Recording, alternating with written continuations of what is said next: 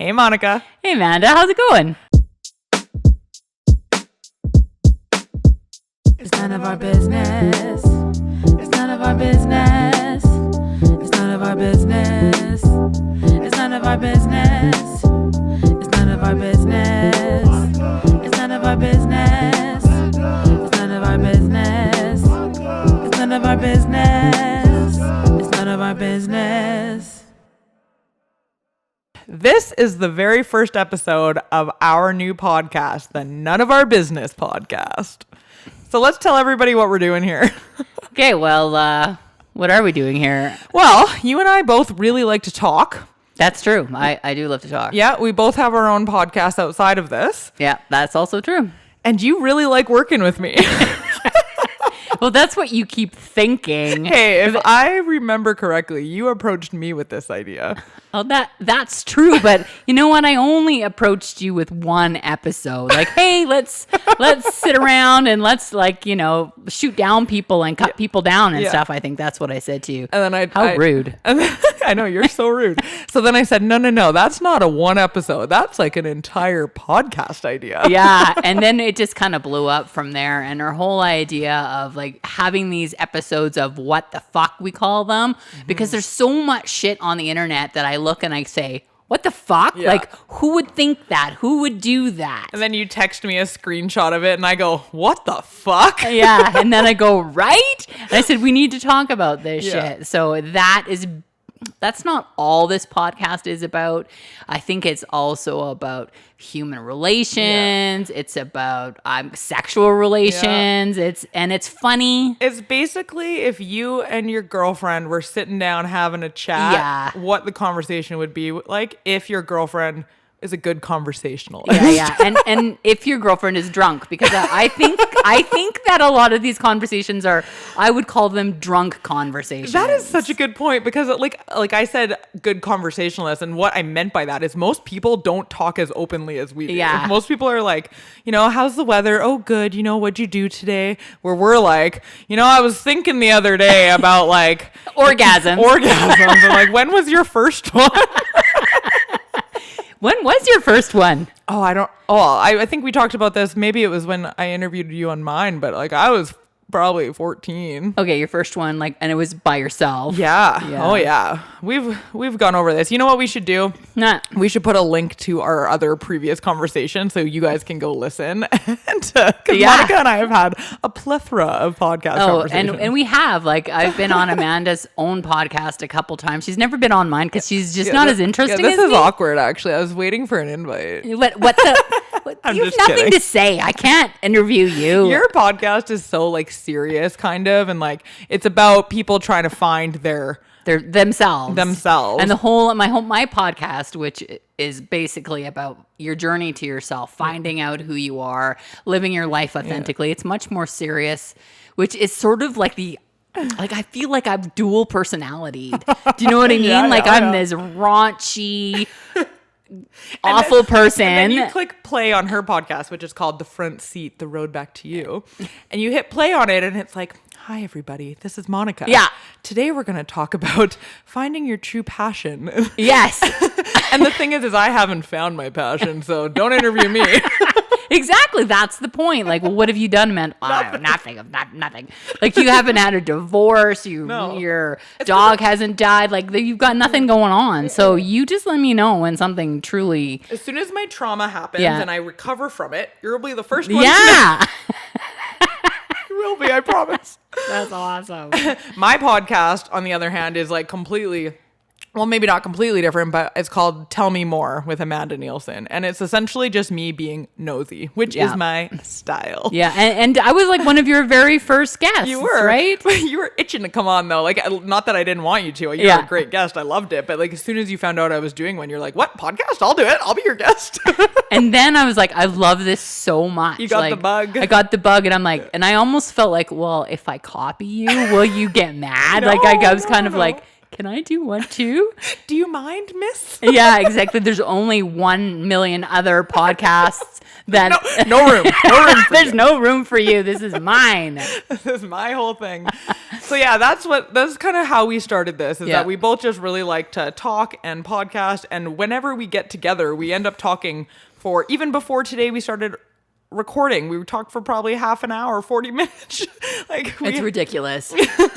we can't stop talking. But I honestly want to say, like, do you ever get together with your girlfriends or with a bunch of people, and then as soon as you guys start drinking, then the conversation gets a little bit risque, and you start talking about real things, Yeah. like, you know, like just like, when did you orgasm? Yeah. Or like, do you like it when a guy puts his hand on the back of your head when you're giving him a blowjob? Like, or do you like a dick pic? Those conversations happen only when you're drinking, but they happen to me and Amanda.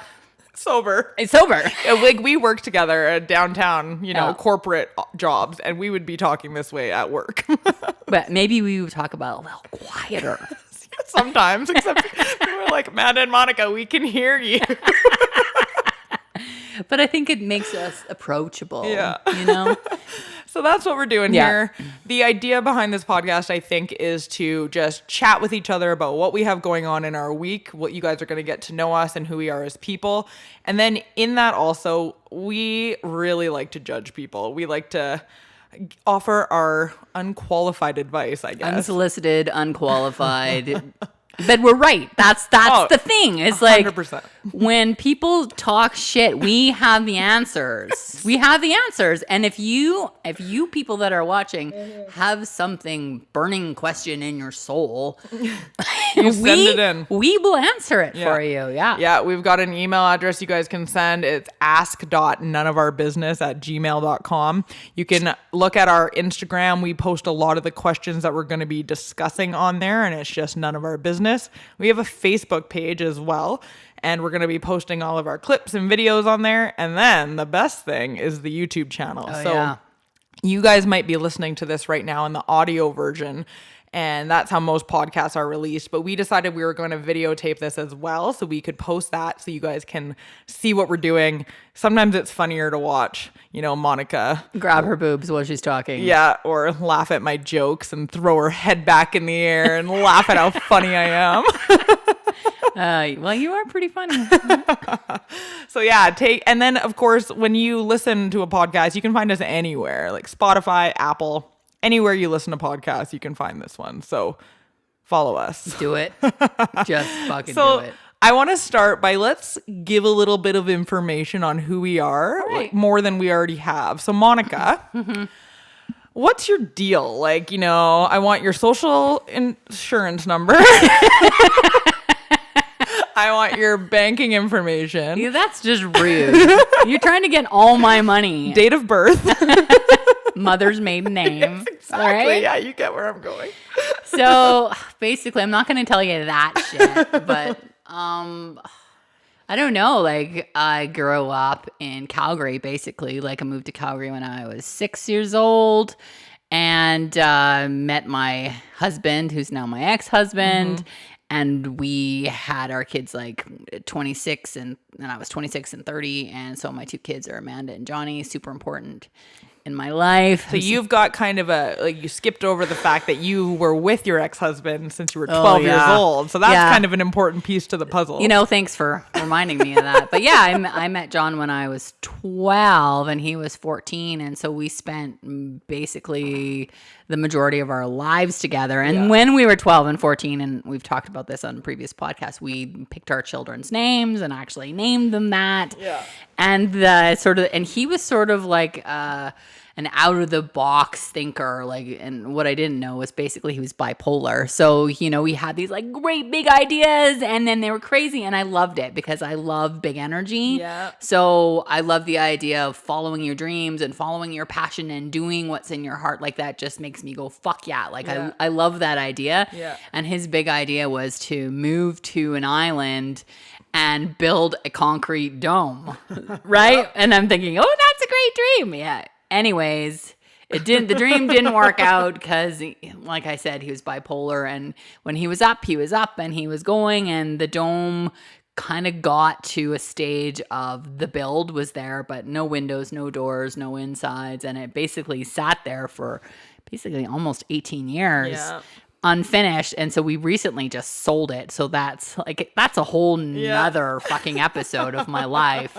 But I loved, and we moved out there in a bus. We lived in a bus for a good year, and we both sort of became like hippies and like grew my underarm hair. And Did you really? Yeah. And I my didn't leg. know that.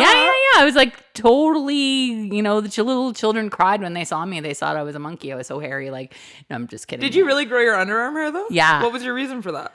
I just wanted to embrace the natural. If I'm gonna be a hippie, I'm gonna be a hippie. I'm gonna go full out. Do you find it itchy, or eventually once it grows out, it's fine? No, it's fine. I think it's stinky is what it is. I always wonder with guys when they've got long it's the armpit same hair, thing. Like the deodorant doesn't ever touch your skin. Yeah, like how does that work? Like a man, I think should shave their armpits too. There's another topic of conversation because it's gross.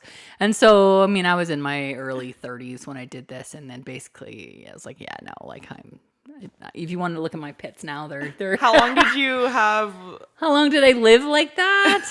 I don't know, probably a few years. Okay. And maybe I wanted to blend in with my culture. Yeah, because everybody on the island was sort of hippie. Well, maybe I thought they were, but it turns out that they weren't. And a lot of people were like, I'm not going to be friends with you because you scare everybody at the swimming pool. Yeah, you scare everybody and you're weird. I mean, I definitely did find some people and they still love me after they figured out, maybe she's not totally crazy. Well, because you were younger then, in your 30s, mid 30s, and like I think a lot of people in that age, and that's the age group I'm in. Like you're still kind of trying to find. You're trying to find yourself. I know. Like, I'm like, I'm so confident in who I am, but like and I'm like aware of the fact that like I'm gonna look back and be like, I was not the person I was at 35. Like you go through so many life changes, and here's the thing. So here's my life right now, like.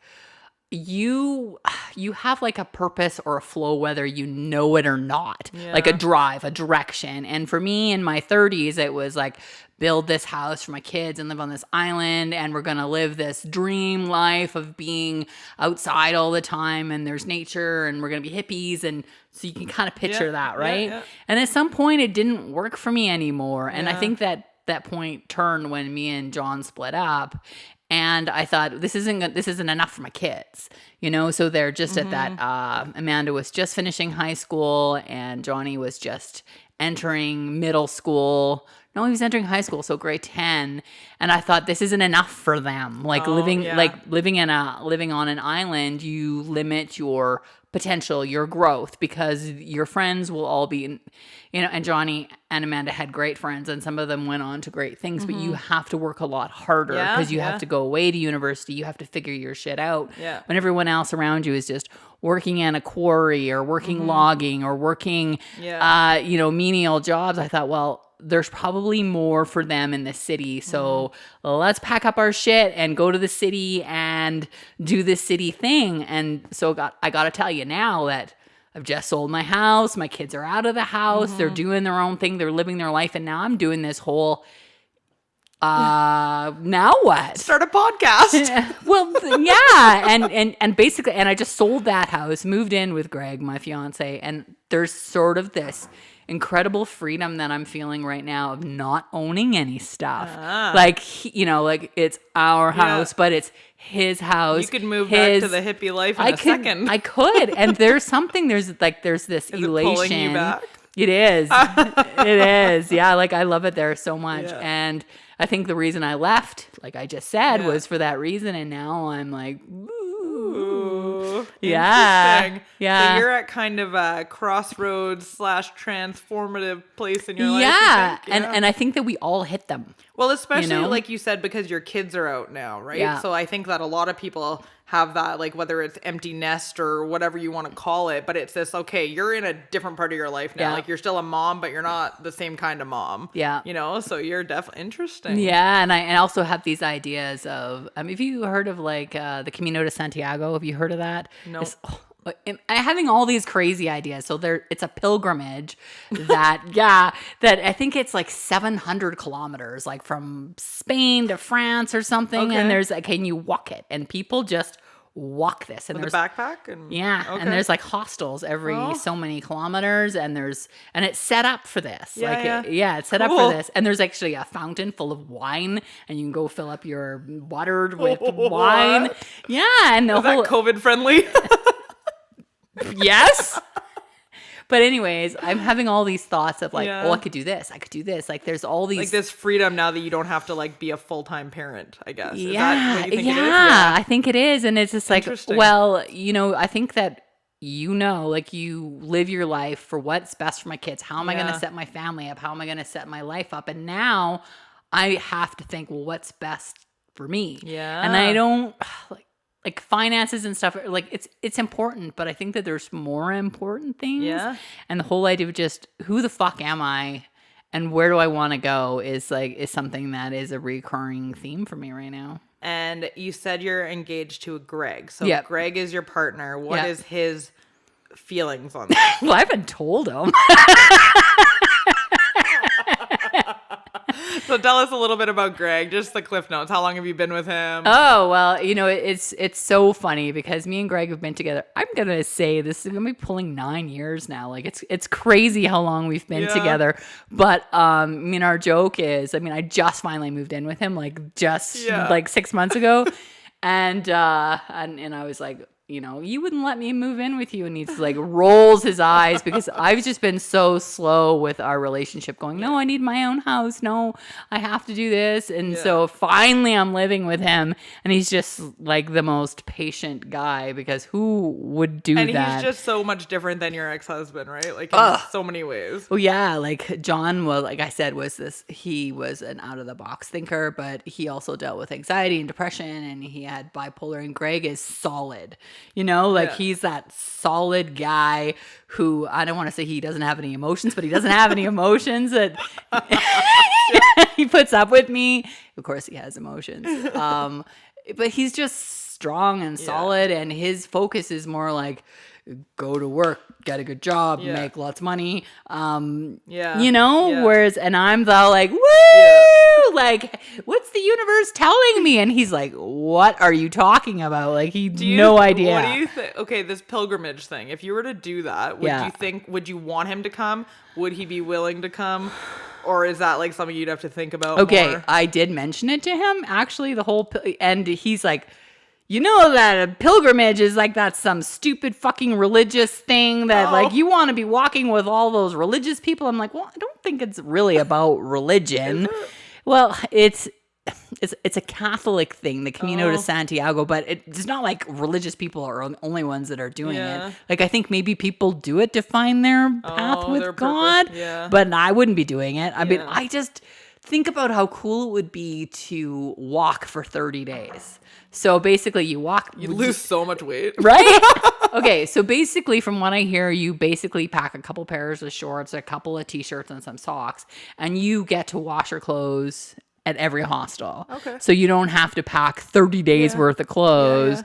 And I just love the idea of spending, and you be meeting the same people over and over because you're all walking be on this journey together, Yeah, and like I love the idea. Like I was talking to a woman, I was podcasting with a woman who did it, and she basically said that anything you need on the journey is there for you. Like if you need water, someone will bring you water. Like if you can't afford you to stay in your lodging, you'll get lodging for free. Like there's just this sort of community.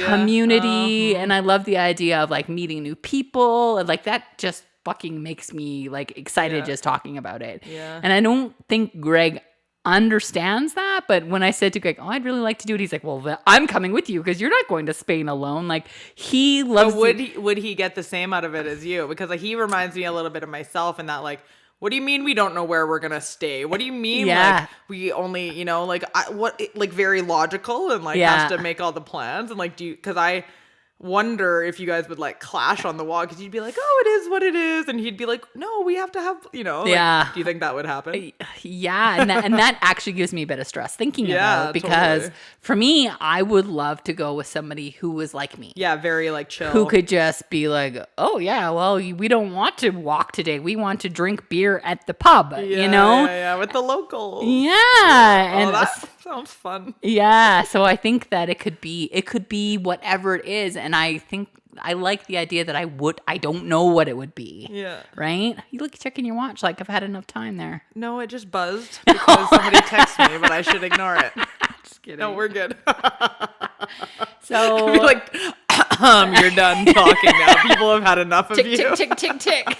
No. We enjoy this. Continue on. We need our audience to know who you are as a human. Yeah, well, that's the shit that, and I'm also talking about like hiking Machu Picchu, which is also something that, and once again, I'll say to Greg, I really want to do this, but I don't want to. Like, you can like take a train up to the top and just see and I want to hike Machu Picchu. Like I want, like you can get Sherpas to carry your things and go on this journey and sleep in tents, and I'm like, be stinky and disgusting. Like that's what I want to do. Well, So- you got to keep us updated on like the journey that you take here and where you find yourself, and if this is going to be something you can do. See, now let's switch back to you. Like, I think like this is where I am in my life of like the opportunities are like, I could do anything. Yeah. But what about you? Like, where are you in your life? Very different place in my life. Like the idea of leaving somewhere for 30 days is absolutely not an option. Well, not unless you want a divorce. Exactly. And it's funny because I'll tell you guys like my story and who I am in a second, but like one of my girlfriends was talking to me about Big Brother. She was watching that show, and she like texts me or like out of the blue, she's like, I really think you need to apply to be on Big Brother Canada. And I'm like, what? And she's like, no. She's like going on about how good she think I'd be. Honestly, I really don't think I would be good at that show. Like, Don't you have to be like a backstabber? And I'm too trusting. Like, COVID. Yeah, COVID. Okay. I'm too trusting. I believe what people say too. Like I'm very easily manipulated. Ooh, good to know. So anyways, like outside of whether I think I would actually apply, she like kept messaging me about it like for like a week straight, and then she was sending me the application form and stuff. So it kind of got in my head, and I was like, oh, maybe like I don't know, that'd be kind of funny to at least apply. How long does it go for? It's a long time, like a few months you have to commit, and it's a big commitment, and it's all young people who do it anyways. And I told Karsten about it, and he goes, are you fucking kidding me? Like, would you want me to leave our family for that long? And I'm like, you're absolutely right. Like, it's not an option. Yeah. Like, even for the, maybe I would win money. Like, likely not. How much do you win? Is it $1 million? $500,000 maybe? I don't know. Like, it's in my, okay, so my deal is I'm married to Karsten. I have 2 little kids, a 6-year-old and a 4-year-old. We have this, like, he owns his own business. I help him with it. We have this whole family structure thing going. I can't leave for even, 2 weeks without them. Like, that would be selfish and really fucking weird. It would be. Yeah, I so agree. I'm at this point in my life where I'm building my family and setting ourselves up and, just. You're at my bus stage. I'm living in a bus if I'm Monica. My life's a little different. But yeah, like that's kind of it. Like I don't really have a lot, going on or to look forward to because, well, of course you do. I do, but I just mean in regards to like, the freedom that you have, I'm kind of like, oh, that's a long ways away for me. Yeah, but what I see, like when I see looking into your life, like you and Karsten are big ideas people. Like you have all these. He is. Well, whether he is or whether Yeah. you is, you're both like you're on board. Like Yeah. he has these ideas of how to make money and how to grow his company and how to Yeah. grow a company that you want to put in together. Yeah. And you are also at this pivotal point in your life where you are at the beginning of a stage. Yeah. Whether that's what I see. I think you're absolutely And right. I see that, Amanda could be the next Bill Gates. Yeah, Like, well, it's happening. I'm such a techie, But no, you're absolutely right. Like, Yeah. so Karsten and I have been together, I'd say, since 2007, so 12 years. yeah. It's been a long time. We're just kind of like going through life, but I think we're a pretty good team. He is a big ideas person. He's constantly coming to me with these ideas, and I have to kind of be like my initial reaction because I'm more of a. Is it fair when as soon as he 100%. Like Yeah. I'm so conservative, and like in my brain, I'm kind of like, no, like, if it wasn't for him, I would just like, get a job and work that same job for the rest of my life and like hope for raises and promotions. Like Yeah. that's kind of the way that my brain is And programmed. Are you happy in that?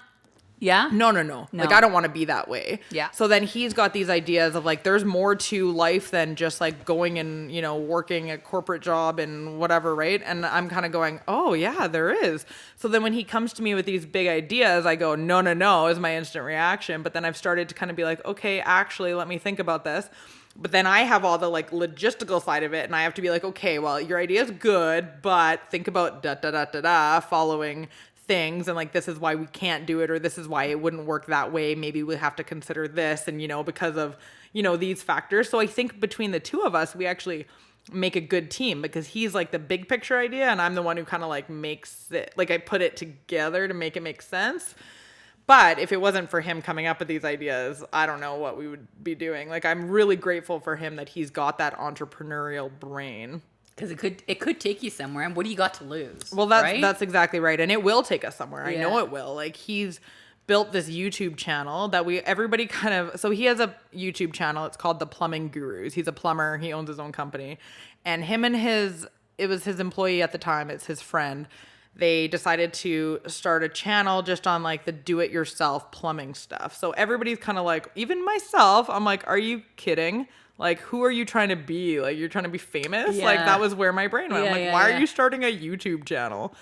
Well, he had this big idea, and it was over a year ago now, maybe a year and a half ago they started. They have like 55,000 viewers a month. What? They're making ad revenue now, like, because people watch their videos, and he's just like very consistent with posting his videos and stuff. And now it's kind of like, he's like, well, joke's on everybody who thought I was like retarded. Your relationship with Carson, like, what's the difference in your personalities? Like, I was just saying that me and Greg, like he is like solid, and I'm the speaking to the universe kind of a person. Like, how are you two together? Well, I think that we're neither of us are like the speaking to the universe person. I think maybe he is a little more like, he's big into like, he's always trying to like fix himself, like self-development kind of stuff. And he tends to, I always say he has ants in his pants, because he gets like antsy, and he needs to like he'll find something new that he's obsessed with, and he is obsessed with it for a little while, right? So he gets an idea in his head, and he has to do it, and he thinks about it constantly, and he and then he'll do that, and then he'll move on to it. Where I'm more of the person, like, I'm like the planner, and like, if we're gonna go on vacation, I do all the research, I do all the planning, I know where a couple dinner spots I want to go to, and I make sure the kids are packed, and So it sounds like a good balance. I think it is. Like, we bring each other down too, and we're able to like kind of call each other out when we think the other one's being, kind of, I'm like, Karsten, like, you have ants in your pants again. Can you just like relax for a minute? Like, and then he'll be like, it doesn't always have to be so structured, like, so we have our roles that we kind of fit into, and I think it does work well. Like, we encourage. And so you like him? I like him a little bit. He's always like, it's like a running joke. He'll be like, blah, blah, blah, I love you. And I'm like, I like you. You know what I always say? Greg says, I love you. And I say, I love me too. And he says, of course you do. He definitely pushes me to get outside my comfort level, because I'm a very like scared person. I'm scared of change. He makes fun of me all the time, because he's like, you just hate change. I'm like, no, I don't. But I'm like, I kind of do. I get that. It's like fear of the unknown, right? And fear of like security, and like, it's just, I don't know what it is. And so he's less afraid of He's that. not afraid of anything. He is such like, and I'm kind of taking this on too. He's like, I don't care. I have the ability to make money. Like, he has this skill that he can always like scale his business or make money. So if he decides to be busy, he will be. If he decides to take time off, he can be. Like, you know what I mean? Like, no matter what, he's going to make money. So in his head, he's got that like financial security. So he doesn't care about literally anything. Like, he's just like, it's fine. Like, let's just take this risk. Why the hell not? Like, so he doesn't get anxious or worry about things. It doesn't really seem like it, no. We need him here. I know. Actually, I really don't know. He doesn't really. So yeah, like, the reason that I want to podcast and why I like podcasting so much is I just really like talking to people. Like, I love the conversations you and I have. I love meeting new people and pulling things out of them that other people are thinking and wondering. But they never want to actually ask. I know. Like, I think that I'm exactly the same. And so many people in my life have said to me, come up to me and said, I've never told anybody this, but because I'm so open and I will admit anything. Like I feel that way about you. I'm like, I feel like I'll tell you anything without judgment. And I am somebody who you can talk to without judgment because I really understand human nature, and I understand that essentially we all do the same things. Totally. Like the pattern of behaviors is so similar with humans, and I love that. And so that's what makes podcasting so cool is because it is just basically looking at human emotions and why we do things and just putting a microscope under it. And that's what I'm in it for. Yeah, I think what our plan with this show is going to be is to just like talk about shit that everybody either talks about already or thinks about or wishes that people would talk about. Yeah. And then we're going to do some judging of people because it's funny. And there's a lot of crazy people on the internet that like, you guys got to hear some of the stories that we found. Like, people are weird. People are weird, and we're here to expose all people's weirdness. As long as we think it's funny. If we don't think it's funny, you're not going to hear about it. No, exactly. And like, we will probably, some of the episodes will open a cheap bottle of wine. Sometimes Monica might convince me to open an expensive one. Yeah. That's very rare, though. As long as you bring the expensive bottle, I'm in for any kind. Yeah, and we'll just sit here and chat, and that's what our show is. I hope you guys like it. Hopefully we see you all on future episodes. Yeah, and so you guys know where to find us, all the platforms, Spotify, Apple Podcasts, YouTube, Facebook, Instagram. We will take up your entire life if you want us to. Exactly. We've got that much content. Well, see you later, Amanda. Yeah, see ya. Bye.